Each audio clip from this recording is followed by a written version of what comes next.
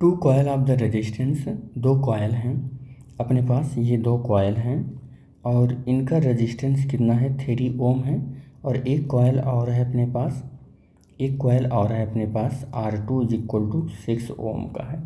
Are connected in series. अच्छा, ये connected कैसे हैं? सीरीज में कनेक्टेड है, और किससे कनेक्टेड है? एक बैटरी से। Across a battery of the potential difference 12 volt.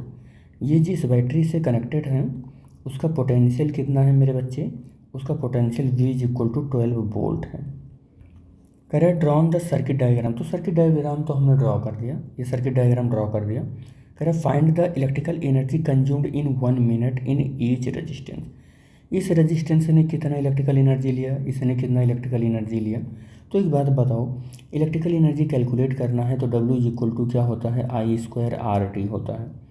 और आपको यहाँ पर देखो 1 मिनट टाइम दे दिया गया है, टाइम की वैल्यू 1 मिनट है और 1 मिनट को आपको क्या करना है? सेकंड में बदल लेना है तो 60 सेकंड हो जाएगा।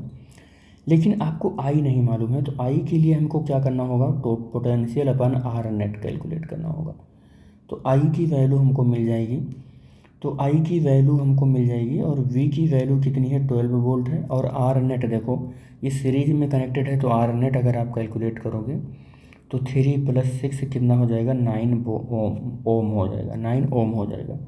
तो 9 यहाँ रखोगे तो 4/3 हो जाएगा और इसका 4/3 एम्पियर ही लिख लो आप, 4/3 एम्पियर ही लिख लो। अब आपको क्या कैलकुलेट करना है? इस वाले रेजिस्टेंस का इलेक्ट्रिकल एनर्जी कैलकुलेट करना है।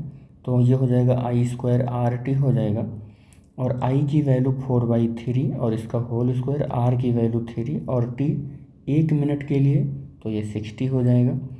तो 16/9 हो जाएगा और इंटू 3 और इंटू 60। तो ये 3 से ये 9 का 3 से डिवाइड होगा तो 3 आ जाएगा और ये 20 हो जाएगा, 16 दूना 32 और ये 3। इतना जूल एनर्जी ये कंज्यूम करेगा ये वाला रेजिस्टेंस। और इस वाले का अगर हम कैलकुलेट करें तो W2 इज इक्वल टू, इसको W1 कर लो, I² RT हो जाएगा। R2 इसको कर लो, इसको R1 कर लो। तो I की वैल्यू वही होगी जो इसके लिए है, वही I की वैल्यू, क्योंकि सीरीज में लगे हुए हैं तो I की वैल्यू तो 4/3 एम्पियर ही होगा। तो 4/3 का होल स्क्वायर कर लेंगे। R2 की वैल्यू 6 है और T की वैल्यू 60 सेकेंड है ये। और 16/9 हो जाएगा, 6 × 60 हो जाएगा और 3 × 2 = 6, 3 × 3 = 9 और 3 ये 20 हो जाएगा। और यहाँ पर हो जाएगा 16 × 40, इन दोनों का मल्टीप्लाई कर लिया हमने और ये कितना हो जाएगा?